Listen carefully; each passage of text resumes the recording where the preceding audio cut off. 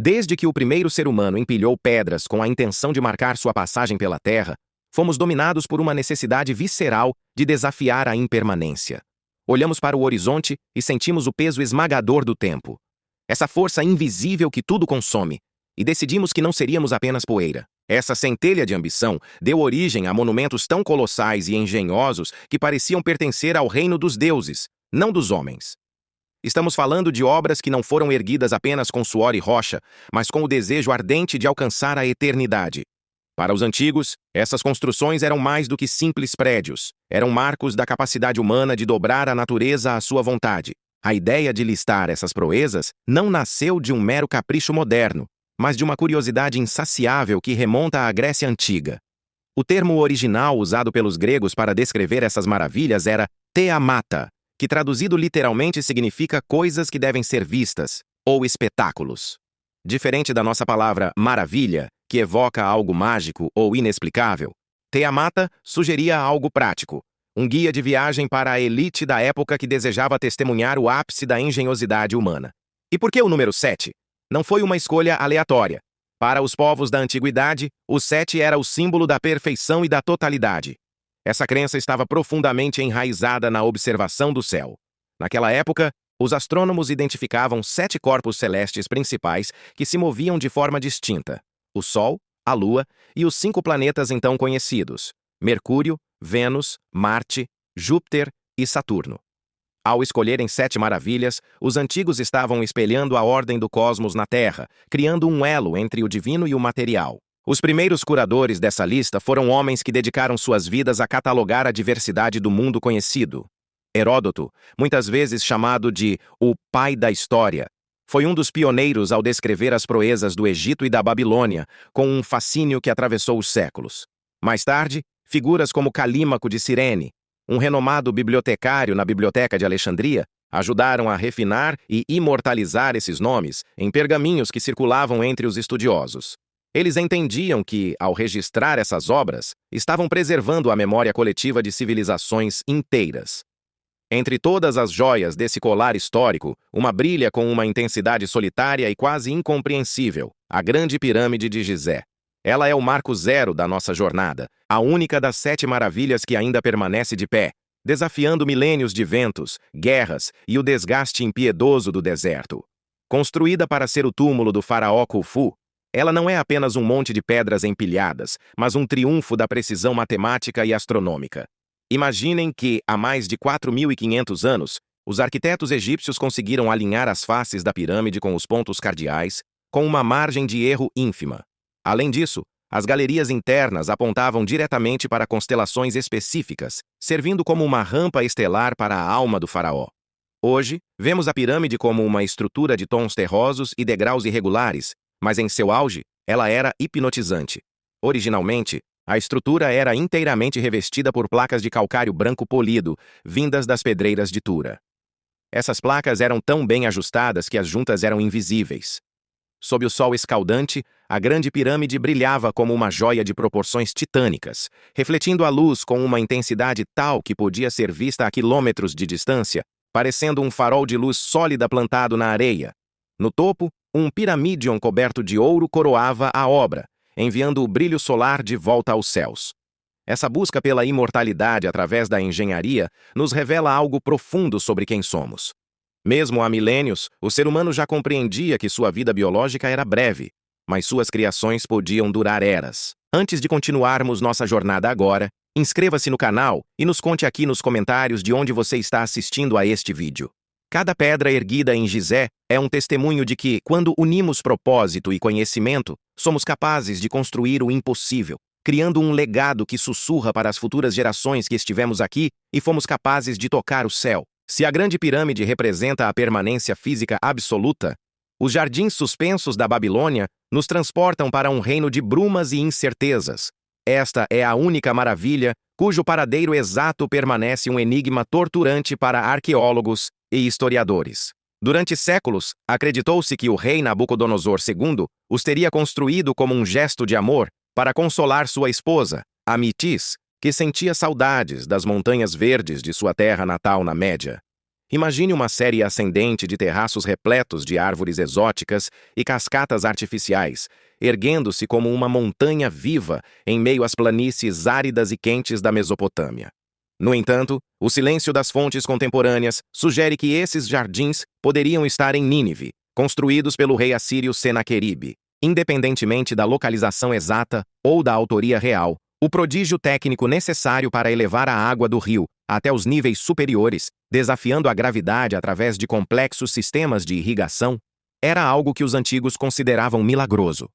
Os jardins simbolizavam o triunfo da vontade humana sobre o clima implacável, criando um verdadeiro oásis suspenso que flutuava pelo deserto escaldante entre o céu e a terra. Cruzando o mar em direção ao coração da Grécia, encontramos a estátua de Zeus em Olímpia, uma obra que personificava o poder divino através da genialidade do escultor Fídias. Sentado em um trono elaborado de cedro, mármore e pedras preciosas, o pai dos deuses era uma visão de ouro e marfim, utilizando a técnica crisoelefantina. Fídias desejava manifestar a presença física e imponente de Zeus na terra.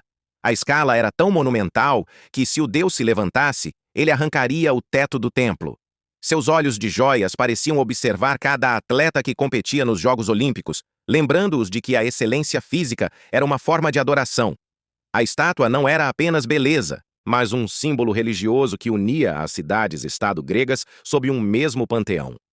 Infelizmente, após séculos de reverência, seu destino foi selado pelo transporte para Constantinopla e sua eventual destruição em um incêndio, deixando apenas a lembrança de um brilho que fazia o ar parecer sagrado. Ainda em solo helênico, o templo de Ártemis em Éfeso desafiava a imaginação. Aqueles que o contemplavam afirmavam que sua beleza superior superava todas as outras maravilhas. Era uma floresta de mármore branco e reluzente, com 127 colunas imensas, sustentando um teto que parecia tocar o firmamento. Contudo, a grandiosidade deste santuário atraiu a sombra da vaidade humana. No ano 356 a.C., um homem chamado Heróstrato incendiou o templo grandioso apenas porque queria que seu nome fosse lembrado para sempre. O choque foi tão profundo que os efésios promulgaram a lei de Damnatio Memoriae, proibindo qualquer menção de seu nome sob pena de morte. Ironicamente, o esforço para apagar sua existência garantiu que ele fosse lembrado como o arquétipo do destruidor que busca fama através do caos. O templo foi reconstruído com ainda mais esplendor, servindo como um testamento da resiliência da arte frente à destruição. Nossa jornada nos leva agora a Halicarnasso, onde o amor foi esculpido em pedra para criar o mausoléu. Quando o rei Mausolos faleceu, sua esposa, a rainha Artemísia, decidiu construir o monumento mais extraordinário do mundo para abrigar seus restos mortais. Esta obra era uma obra de fusão revolucionária de estilos arquitetônicos. A base egípcia, as colunas gregas e o topo piramidal da Lícia. A estrutura era absolutamente impressionante, e o nome do rei atravessou os milênios, dando origem à palavra mausoléu, que usamos hoje para sepulcros monumentais. Artemísia contratou os escultores mais famosos para decorar o edifício com relevos de batalhas míticas, transformando sua dor privada em um padrão universal de arquitetura. O mausoléu de Halicarnasso ensinou à humanidade que a arquitetura poderia ser uma ponte entre a vida e a morte, uma declaração de que a memória preservada em mármore pode resistir a séculos de silêncio, aguardando que novos olhos descubram a história de devoção que o ergueu das cinzas do tempo. Deixando para trás os mármores de Halicarnasso, navegamos em direção à ilha de Rhodes, onde o bronze se tornou a voz de uma vitória improvável. Após resistirem a um cerco brutal, os cidadãos de Rhodes decidiram celebrar sua liberdade erguendo o Colosso de Rhodes, uma estátua gigantesca dedicada a Hélios, o deus do sol. Com 33 metros de altura, este gigante de metal fundido foi construído a partir das máquinas de guerra e armas abandonadas pelos invasores derrotados, transformando ferramentas de destruição em um símbolo de triunfo. Existe um mito persistente de que o colosso ficava com as pernas abertas sobre a entrada do porto, permitindo que navios passassem por baixo dele. No entanto, o esclarecimento técnico moderno nos mostra que isso seria impossível. Tal posição teria bloqueado o porto por anos, e a estrutura teria desabado sob o próprio peso durante a construção. O colosso provavelmente vigiava a cidade de um pedestal imenso próximo à costa, refletindo a luz solar em sua pele de bronze polido, servindo como a primeira visão para quem chegava. Ironicamente, de todas as maravilhas, esta foi a que teve a vida mais curta. Apenas 54 anos após sua conclusão, um terremoto violento quebrou seus joelhos, derrubando o gigante. Mesmo caído no chão por séculos, ele continuou a assombrar os viajantes com sua magnitude, até ser finalmente vendido como sucata por invasores no século VII, provando que nem o bronze mais forte resiste à ganância e ao tempo implacável. Nossa última parada nos leva de volta ao Egito, mas desta vez, a cosmopolita Alexandria. Ali, a utilidade prática encontrou a estética sublime no farol de Alexandria, o antepassado de todos os faróis modernos. Diferente das outras maravilhas, o farol era uma ferramenta tecnológica de ponta voltada para a segurança. Erguido na ilha de Faros, com mais de 100 metros de altura divididos em 3 níveis, uma base quadrada, uma seção octogonal e um topo circular, ele utilizava um sistema engenhoso de espelhos de bronze polido para projetar a luz de uma fogueira constante. Esse brilho podia ser visto por dezenas de quilômetros mar adentro durante a noite, enquanto o reflexo do sol guiava os marinheiros durante o dia. Ele permaneceu como a estrutura mais alta feita pelo homem por muitos séculos, sobrevivendo a incontáveis invasões e mudanças de impérios, até que uma sucessão de terremotos catastróficos finalmente o lançou ao fundo do mar. Hoje, arqueólogos subaquáticos ainda encontram blocos colossais e estátuas que outrora adornavam sua base, repousando no silêncio das águas do Mediterrâneo como sentinelas esquecidas de uma era de luz e conhecimento. Ao olharmos para trás, para o legado dessas 7 obras, percebemos um padrão melancólico e profundo. A maioria dessas proezas foi varrida da existência pela fúria da natureza ou pela mão predatória do próprio homem. Terremotos derrubaram o colosso e o farol.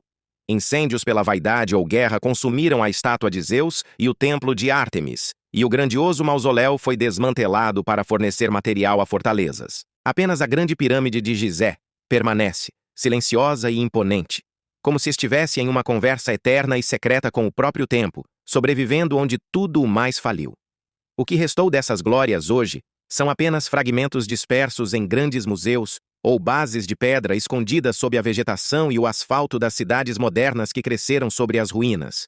Contudo, o verdadeiro legado das 7 maravilhas não reside apenas nas pedras que ainda podemos tocar ou nos artefatos resgatados, mas na audácia da visão humana que as concebeu. Elas nos ensinam sobre a fragilidade das civilizações e a natureza efêmera de todo o poder terreno, mas também celebram a nossa capacidade inata de projetar beleza onde antes havia apenas o vazio. Estas obras foram os primeiros grandes marcos de uma cultura que buscava superar os limites do possível. Elas nos convidam a uma reflexão final. Se você pudesse viajar no tempo e ver apenas uma dessas maravilhas em seu auge, qual escolheria? Deixe sua opinião nos comentários e nos diga o que você acredita que será considerado uma maravilha pelos historiadores no futuro. Inscreva-se para explorar mais mistérios e lembre-se, somos os arquitetos do amanhã, e cada detalhe do presente é uma pedra no alicerce da eternidade.